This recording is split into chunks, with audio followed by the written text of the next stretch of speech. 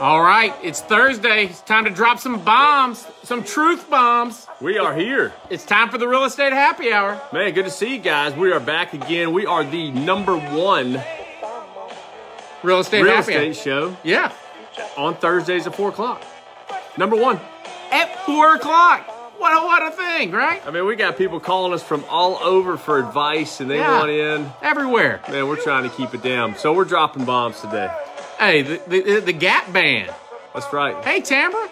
Hope you're well. Hey, I met them in Vegas on a funny story about the Gap Band. The Gap Band. Over, the New Year's holiday, what was it called, Y2K? Yeah. We had seen them in a little private party in Vegas. They were playing and all that. And the funniest thing was after the show, I see them at a slot machine at the MGM Grand. And I walk up to the guy and I was like, man, that's great, man, that y'all are singing that song from a long time ago. He goes, that's my song. And I said, no. I hear it in clubs. Like, that ain't your song. And he goes, no, that's my song. I thought if you were in a disco, it means you were newer. You know what I mean? Yeah. I didn't know that a bunch of old dudes sang that song. Yeah. Golly. Tidwell, what's happening, man? Judge Tidwell. So we are back at it again. What do we got this week? Man, hey, look, first of all, there's going to be a big Candy Heart controversy. Candy Heart controversy. That's true, man. We got that. We've got savings account rates, hey, higher than ever. That's right. We were talking a little bit about interest rates. We've got home sales in December. There's a lot of information there, a lot of things going on in the market. We're going to talk about affecting those home sales and affecting the overall psyche of the consumer, right? Absolutely. There's a lot of smoke and mirrors out there. And then 4 incorrect assumptions about your credit score. So we're going to cover all that. Let's roll. What's wrong with Candy Hearts? Man, can you believe this? The Nelco, which is I believe it's Spangler actually, but I think it's Necco, not Nelco. Nelco's a Czech company, but Necco, the producer of the Candy Hearts, have the sayings that say like "love you," "tweet me." They have those. We've had them since we were kids. They're awful tasting. Those are not going to be around this year. Be Mine. Be Mine. Yeah, the ones that you really were ticked when you got them in your little... they've got to sell a ton of those every year. I mean, Valentine's is their holiday. One thing. And then they said they sold 19 million units last year or something like that. Now, how in the world are you out of business? That'd be like Cadbury eggs not around on Easter. I mean, they said they're out of business, and so they got bought by a company called Spangler Candy Company, and Spangler said, look, these things have such a shelf life that... like, it must be a heavy process because they stink as they don't taste good. Right. And they last for 2 millenniums. Yeah. So, I mean, they didn't have 7 months, wasn't long enough to produce them, but they said they'll be on the shelves next year. Well, let me interject with our today's flavor is Sidecar. You know, I picked this out. It's a Sierra Nevada Orange IPA. I picked it out because my buddy Scott Stearns that works here at Mortgage Bank, the name of his band is Sidecar. So that's why you picked the beer? Yeah. Okay. It's one way to do it. Little shout out to my buddy Scott Stearns. Hey, the Alabama Hammer's here. Now, the reason I say the Alabama Hammer and we talk about him, this is actually a good... Oh, this is perfect. This is perfect for the Alabama Hammer. Realtor named Matt Curtis up in Huntsville, Alabama, decided he was going to spoof folks like the Alabama Hammer. Yeah. And so he created, by the way, you can see the ads. He created billboards to match... You see, I mean, this stuff just cracks me up. I mean, he put 2 things after Wettermark and Keith, looks like personal injury lawyers. Anyway, he's doing there he is, there's the Hammer's favorite. He has matched them more forward. And if you're not in Alabama, you don't understand that this billboard right here is about every mile. Oh, yeah. Ton of them. It's hilarious. And this is beautiful. So, Matt Curtis, you're welcome. Free marketing. But great ideas. It's funny. So maybe me and the Hammer need to get together and I'll shoot a commercial of shooting big bucks. Robert Tidwell said the Candy Hearts have been shown to last longer than many of the marriages they precede. Yeah, probably so. But which is, well, you know, he's a big McRib guy. You know the McRib? Yeah, oh yeah. I mean, this guy is a pretty healthy eater guy, but by God, if this Robert Tidwell, Judge Tidwell, if he sees a McDonald's, McRib, it's in, huh? Hey, tearing into it. The McRib is around a couple of months a year, but it's about every year. Oh, it's a pilgrimage for him. Man, so let's hit up the big savings rates, right? What's going on? Best savings account rates? Absolutely. Not at big banks, huh? The big monster mega banks, you were getting ripped off. You know, I was talking to a good friend of ours, mutual friend of ours the other day, and they were telling me, oh, you know, we got our savings account at Regions Bank. I about fell out the window. The interest rates you're getting at these big monster mega banks, they're ripping you off. Which is 0 or 0.1. I mean, nothing. But want to let everybody know, Marcus Bank, one thing I've been doing lately is I made about $500, no, less than that, about $350 this month from shifting money to some of these banks because they'll give you big bonuses. Yeah. Just to move the money. Just free money. Discover Bank paying 2.1%. Ally Bank, I like that one. It's 2.2%. That's an online bank. Refunds all of the ATM fees, so they got a decent rate on the savings. 2.2 just for the money sitting there, right? 200% higher than 200% than Regions. And I mean, that's a slap in the face. Hey, Marcus Bank is part of Goldman Sachs, so don't get nervous about Marcus.com. Yeah, and this is a relatively new thing, though, I think, to be paying money on savings. It's not a normal thing. Well, I think this is one of the draws to the online banking. It is. And one thing that I would remind everybody is be very careful about getting a CD when it's kind of like we've talked about in the past about when you have these, ARMs, adjustable rate mortgages, when the interest rate is that close between the two of them, when you can get a Marcus Bank just normal savings account with no penalties, no nothing at 2.2, or I can get a CD with penalties at 2.7. It's not worth, in most cases, locking that money up for a year and just getting a half a point. Oh, absolutely. Absolutely. You know, if you're like the Alabama Hammer, it doesn't matter where you put it, right? Yeah. Well, the Alabama Hammer's got to be making 7 or 8% minimum. Yeah. Minimum. Man, I like this CBS Market Watch information. I actually took a picture of this and texted it to my son. Self-made millionaires did one thing in school that made their fortunes that had nothing to do with good grades. Didn't have any, thank God, right? But you hear this all the time, though, right? You do. You do. And one of the most interesting facts that what this author did was basically summarize a study that was done by some smart people, we'll say. Yeah. Where they analyzed 24 self-made multimillionaires, not somebody just like you, that has 1 million. They had to have at least 2. At least, multi. At least 2. And what they were really looking at was what was some common denominators amongst all these people, because they were in-depth psychological analysis. And when they did their analysis, they found that grades, thank the Lord, had nothing to do with their success. Yeah, no correlation. And I would think this makes sense because a lot of these out-of-the-box thinkers, risk takers, right?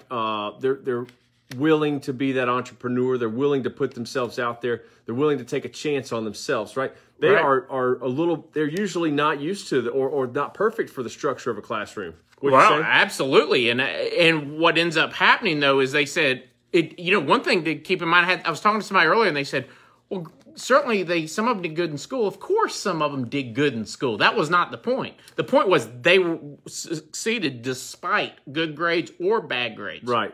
Right. And there was 2 common denominators. One, there was 2 things that contributed to them. One was they were either heavily involved in athletics in college and high school. Very competitive. Very competitive. Or they ran a business at the same time as going to school, or they did both. Yeah. Yeah, and I think it's very interesting, being the competitive nature, especially right now with kids growing up, and that's one of the reasons why I texted my son this information is, being a part of a sports team right now. Because think about how much Facebook and how much social media and your we can't phones, diss it too much because we're a big deal on Facebook. We are, but think about how much your cell phone and all of this constant interruption has isolated people. Oh, right? No question. Immediately they jump right into their electronics, right? And being a part of a sports team gets you out of that, gets you into the competitive nature, gets you around a group of people. You're right. But learning how to win and lose. Well, and the other big deal. The other thing that I found very interesting was that they found that most, if not all of these people, at one point in their career early on, were involved in sales. Which goes back to the competitive part, right? They had to eat. Well, yeah, and it gives you the ability to make more, right? your results are based on your effort, what you put into it. Absolutely. And they talked about how to a man or woman that they all these things didn't teach them about victories because everybody assumes everybody got there so fast. But when they got defeated, they learned far more from those that ends up down the road helping them. Yeah. And I think the big thing here is that we're just saying that the grades is not correlating to success. And I think that the rise, and I saw this an ad last night on TV for a college I've never heard of, okay? And I've heard of a lot of them. I don't know. But I think the growth of college and the number of people going and the amount of student debt people are coming out with and the debt they're taking the student on. debt. It's just, I think it's gotten to an unhealthy level that everybody's going to college regardless of the career path you're looking at. So you could come out with $150,000 in debt and be looking at a career that's not going to allow you to pay those loans off. It is a crime for a school to allow you to get into that debt to major in theater, right? Well, where there's zero chance unless you hit it big. Well, I think part of the interview process is going to be defining a career path and budgeting a way out of the debt. Right. I bet you if they did that, a lot of people would change their minds about it. But I think this is very interesting where they're talking about how they think differently, what they do differently. They think differently. They said they think differently. They do things differently. If you do things like everyone else, you will not make yourself rich. And they talked about how these guys all swam upstream in everything they did. They were a contrarian approach to life. Yeah, and they probably seek the challenge, right? And a lot of athletes do that, right? They put themselves out there. Why would you do this? Right? We say that all the time. Like we say to Nick Saban, for instance. Like, why do you not take the time to take a week off? I mean, my God, that guy was sitting there after winning the national championship last year, and he's worried about the recruit that. Absolutely. There's a difference there. But they have a different drive. They crave. We don't have that at Auburn, and they crave the challenge. On the heels of that, I want to bring this up. I had this email that was sent out by a guy in our company. He's out in Utah. The guy is absolutely killing it. His name is Josh Metal. But I like the name. Yeah, and it was a post or a blog post from Seth Godin. But this is just talking about customer service, and this might be a little bit of a tangent, but I just want to bring it up. I thought it was very interesting. They're talking about customer service early on in companies, big companies like FedEx, okay? When FedEx was building relationships with busy business people who would eventually become the backbone of their customer base, they answered the phone on the first ring every time. Can you imagine that? All right, so say that again. When FedEx, at the very beginning. Yeah, beginning of FedEx, what they were striving to provide, a level of customer service, they would answer the phone on the first ring every time. That's unheard of. That doesn't even happen. Right. Well, and the thing is, they were what Slocum just said was they had an insatiable appetite for success, and in order to get there, they had to be different. Yes. Everybody else is going to wait. Yes. Right? Absolutely. And we've been waiting on your dad to get here, and he is here. That's it. But I'm telling you, that insatiable appetite is true. They always striving for more. They don't get comfortable. They don't just show up and do whatever, right? Well, if I remember right, and somebody here can remind me, but didn't the guy make a big bet in Vegas on? There was some deal with the FedEx guy in Vegas.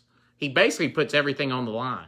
Yeah, I don't remember. It's a story, but another awesome story was Tesla. So Tesla saw Ford and GM working to increase their profits that their dealers would make on service and vehicles.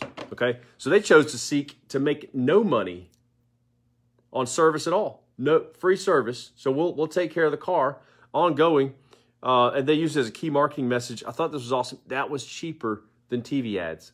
Isn't that interesting? They made more. They got more advertising dollar by doing it. Yeah, there was more benefit to them just servicing their own vehicles than spending all the money on the Super Bowl. Oh, Super Bowl ad. Yeah. Oh, yeah. Works every time. Ford and GM, all the advertising, they sponsor everything. Nick Saban, Gus Malzahn, everywhere. Not Gus Malzahn. Yeah. I mean, I'm sorry. Yeah. But Robert Tidwell says nobody has ever hit a game-winning home run with his bat on his shoulder. You got to swing. True. I mean, You got to step up. Yeah. Hey, Dale Murphy did it a lot, didn't he? Tidwell. Got to take chances. Last one here was Google. When Google launched their search, I thought this was great. They made it impossible to contact them.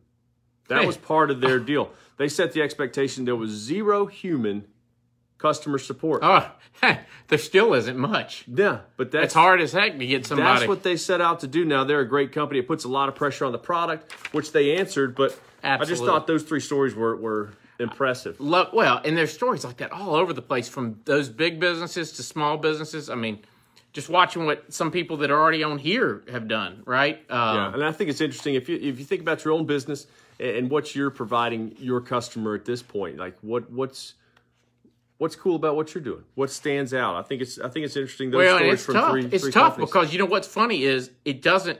I mean, we sit here and joke with the hammer right here on the thing, but I remember when he was just starting out, didn't have a right. I mean, I'm not gonna say a pot of people, but he didn't have billboards. He didn't have any of that. At some point, he had to lurch out. Same thing with Judge Tidwell, right? He launched his own practice over in Atlanta. You have to take that leap and step that toe in, or you're going to be sitting with your bat on your shoulder. Yeah, you got to be aggressive. You got to be willing to jump out there. So, listen, interest rates. We're going to touch on mortgage interest rates. Yeah, mortgage rates. Yeah, look, we're not moving a whole lot, man. I love this. We're going to come back to home sales right after on the heels of this, but 4.45 on a 30-year fixed, 3.88 on a 15-year. See, what's going on is, rates aren't moving. The Fed has completely Trump scared them. Trump or Jim Cramer, one of them. Now, I know Jim Cramer Trump has been calling me trying to coin my Fed reversal coin phrase. I know he's using that. Fed reversal? Yeah, that I used last week. Talking about when the Fed changed their tone, the stock market went back up. But look, we're talking about, we're moving on to home sales in December and a little bit of stuff about the market. It's interesting. Absolutely. This article we talked about. Wall Street Journal. Sam Cater, chief economist at Freddie Mac, said we're in a mental recession. I think that is the most truthful statement. I think I texted you after I read it too and said, because up till now I haven't been able to really, have not been able to really put my hand on it. But a mental recession makes point. I think people are just It's so funny because we talk so much about the economy's doing great, companies are making money, the stock market's booming. Everything's fine, but then on the back of that, everybody's talking about recession. Everything's changing. Absolutely, I don't want to. Well, and one thing that look, you got a whole new generation to a certain degree in the stock market, right? And a lot of people waited to we talked about this for a long time. They waited to jump into the stock market at the end of this bull market, and so when as the market is coming off, we're back into a up and down situation, and they just can't stomach it. Right. Yeah, and I think a lot of that market volatility went into part of the Fed calming down because the Fed is seeing these interest rate sensitive sectors of the economy are slowing down. One of them, obviously, the housing market, right? The housing market had some issues last year. We had some surprises, had some up and downs. A little bit of year was down a little bit. The stock market volatility, uncertainty of the government shutdown. Well, I mean, let me just say this. About the government shutdown. Can we good God Almighty. I feel sorry for the people that are losing. They're getting paid back. If you were in the private sector, this would not happen. You don't have to work for the federal government. I'm sorry. Yeah, and I'd say a large percentage of people can't just, go months without getting paid. No, I absolutely not. But at the same time, but who is getting paid? Congressmen, senators? Well, that's right. I mean, there's got to be a better way, right? I mean, but at the same time, you chose to work. The risk you took, right? I mean, I'll be honest with you. Hey, I own my own business. Look, everybody eats before I eat, right? True. Right? And so that's the same way. I mean, I'm sorry, you didn't sign up for it necessarily, but you signed up to work for the federal government, and you just better hope they're on their best behavior. Yeah, true. And typically working for the federal government has some specialties that afford that job because it's guaranteed. But if you think about it, your bosses, like everybody goes to what Glassdoor and LinkedIn to look up who their bosses are. Now, let me ask you, what's the approval rating of Congress? 14%. So you knew that going in that your boss had a 14% approval rating. Right. What did you expect them to do? I don't care if they're Republican or Democrat. Well, I think just coming back to this real estate market, it is January. Business has been down, but I think it's some of this negativity around the government shutdown, the stock market volatility, rising interest rates. Mortgage rates in November were at their highest level in 7 years. And the top of that was around November 8th to November 13th. And somewhere in there, the Fed changed their mind, calmed down, and everything has been different since. Everything. It's surprising because I really did think they were going to have that gas pedal down because they indicated they would. And I tell you, if we could just get the government back to work, then our real estate market is going to be awesome. Well, and the good thing that we've seen is a leveling off. I think over in Atlanta, too, we needed to level out, right, in prices. We were outpacing incomes, outpacing the ability to earn enough money to pay. In other words, prices of housing was just going up so fast that we were at the lowest levels to get into an entry-level house. You eliminated a ton of buyers that we need to enter the market. Right. And there's not a ton of brand new houses on the market. There's not enough builders out there putting brand new houses. Oh, and if they do, they're going into that middle range. And the one like 300, at least here is 400,000. One thing, I was in one of our fancy neighborhoods today, and at a higher price point. And one thing I was discussing with that owner was the fact that, we think, well, there's plenty of people that can afford. It was a $600,000, $700,000 house, and saying, well, certainly there's people to take my house. I don't have a problem with somebody being able to afford his house. It goes all the way back to those entry-level people because there's somebody that's happened to move up into that. You don't move down into that. Right. So that $300,000-$400,000 house, somebody needs to go buy that house. Right. And the problem is now with such low inventories, because we said last week we're at 4,700 houses roughly, which is, to put it in perspective, 5-6 years ago, we were double that, if not more. And I just think that we got to pay attention to making housing affordable at the low end, so that as people do better, that it trickles up. Yeah. Now, I'm a trickle down kind of guy economically, but in this case, I need it to trickle up a little bit. For that example. Absolutely. So moving on, we got another topic on credit scores. 4 incorrect assumptions or myths, maybe, about your credit score. I fooled myself on this one, didn't I? And I did a little bit of work. I did a little bit of research on this too. So interesting. Yeah, 4 incorrect assumptions. So mind you that. Incorrect assumptions, they're making assumptions that many of us are making.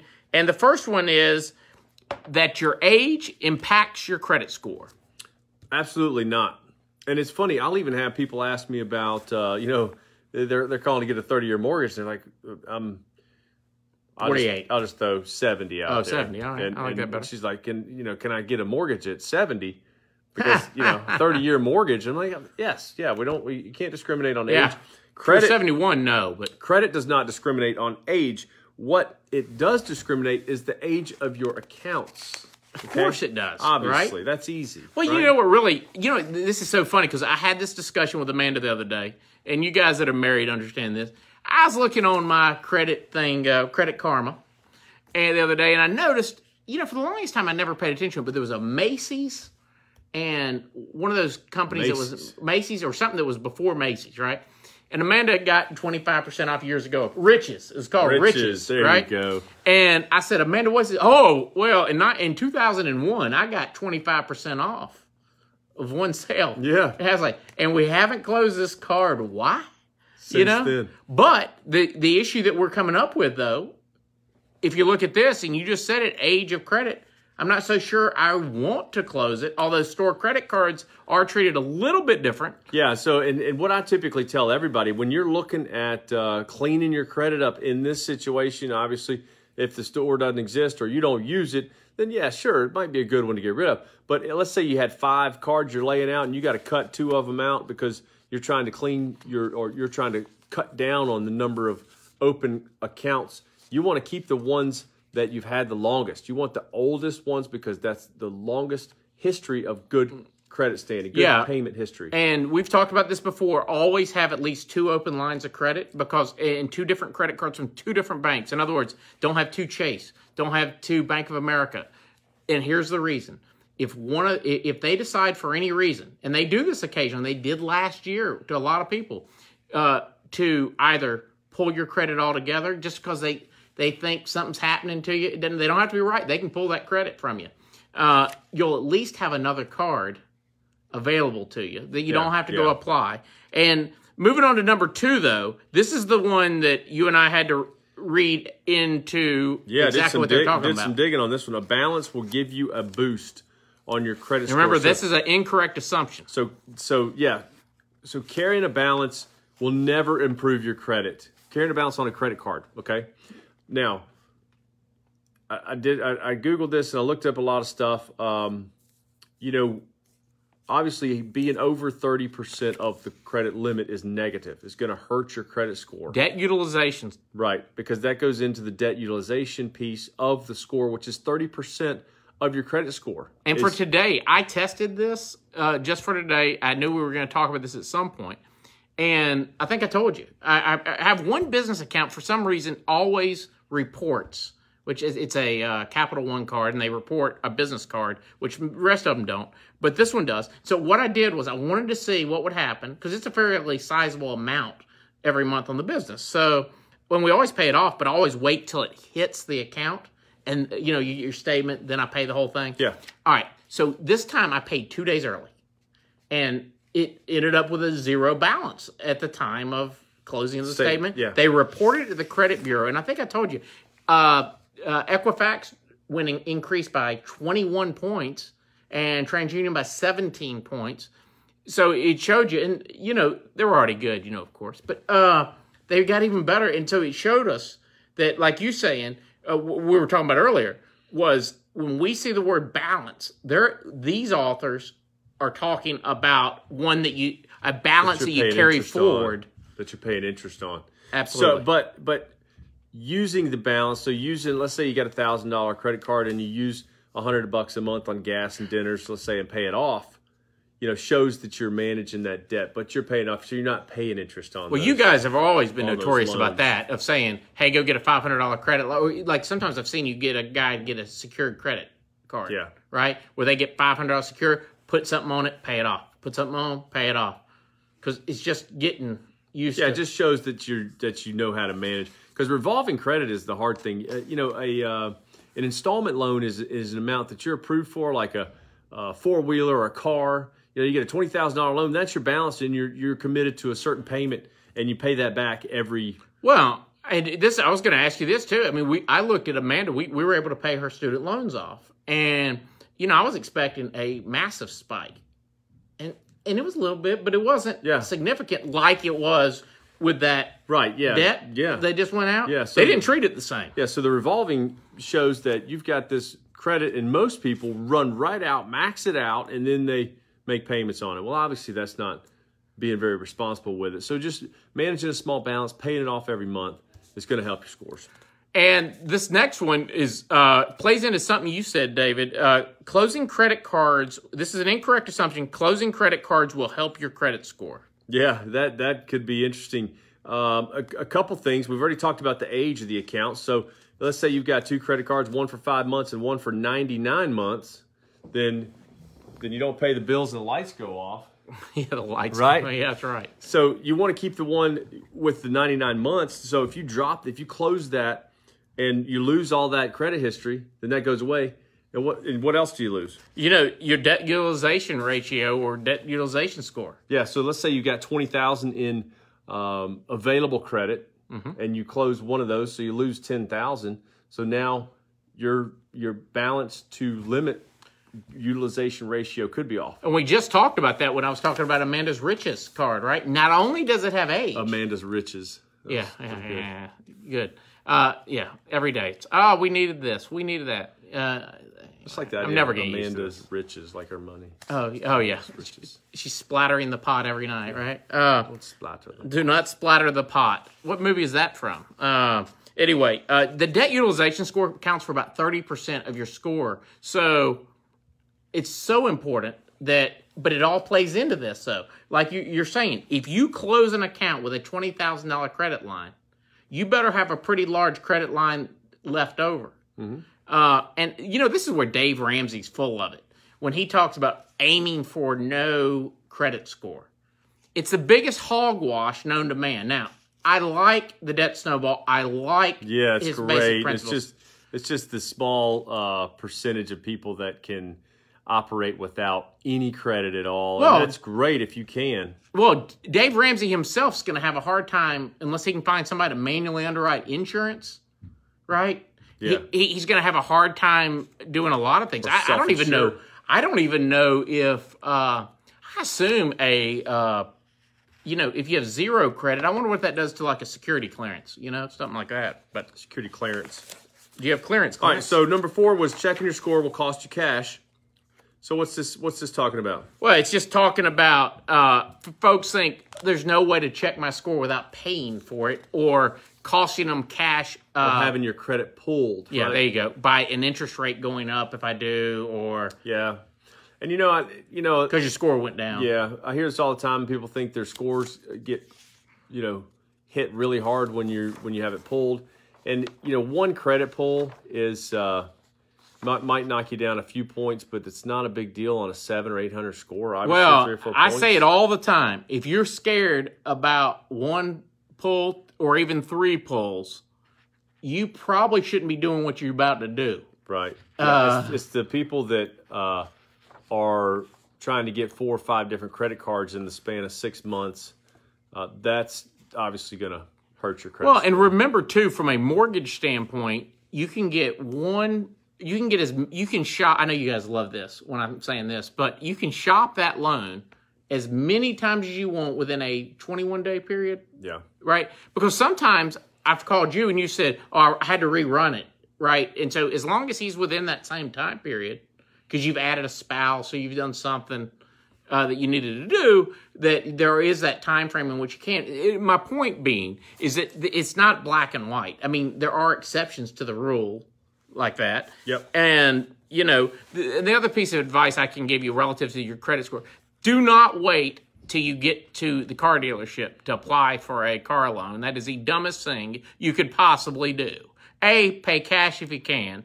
If you can't do that, go to the credit union. You're going to get a far better deal than you would at the dealership. Why? Because the dealership's making money on you. You don't know if you're paying par value. And again, the credit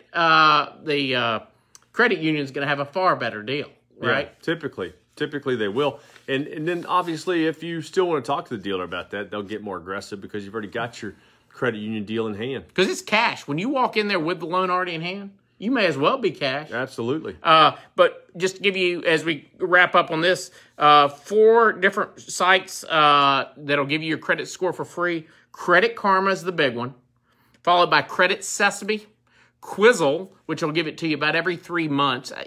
I'm not as huge of a fan of Quizzle as I am Credit Sesame and Credit Karma. And then many of your credit cards, I know Citi will do it, Discover. Chase, Discover, they'll all do it. They'll give you a score. And what they're doing is, here's the thing. It's not costing them any more to get you your score. Why? Because they're pulling it already, right? They're looking every month, and it's a soft pull when they do it. So you guys don't even see that, I don't think, really. Mm-hmm. All right, David, stock market. What's happening this week? Man, not a whole lot. I mean, it's up. It's up. It's doing well.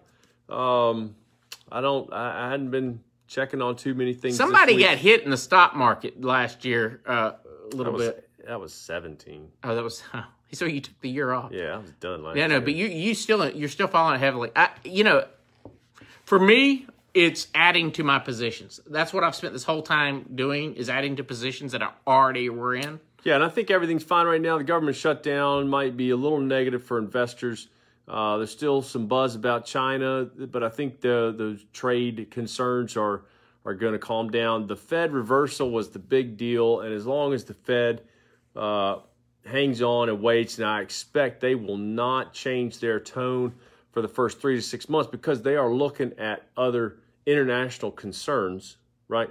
So they're going to let those play out and not rock the boat too much here. Yeah, again, although one company that I do want you to watch that I'm really bullish on in the long run, and I've mentioned them here before, is Carvana, CVNA. Carvana just dominating. And one thing that they're starting to dominate, and I hadn't thought about this till I read about it in the journal the other day, was it's funny. We think of a lot of these companies, we think of them as being a used car company. But at the end of the day, one of their features is the technology that they've developed in tracking these cars all over the country. We say they have a good distribution network. All those things have a massive value that eventually could get absorbed into a major brand buying them, or they absorb everybody else. So Carvana's one to look at going forward. Yeah, and I think international issues, you know, we always talk about the United States taking on a bunch of debt. I think internationally, debt in a lot of countries is becoming a problem. So I think there's going to be, in 2019, I think there's going to be more things for the Fed to look outside of our borders than inside. So that might give us a little bit of a pause on there. Hey, I hope so. And by golly, we will see you next Thursday. But before then, hey, share, hit like, pound that like button, pound the share button, and also download the podcast, the Real Estate Happy Hour podcast, wherever you can find good pod. That's right. Apple Podcasts, Google Podcasts, That's it. Stitcher, all that stuff. Stitch Fix? No, that's something else. Stitch Fix. That would be a picture thing. Anyway, we'll see you next Thursday, 4 o'clock, same time, same place. Have a good week. All right. See you later. Bye-bye.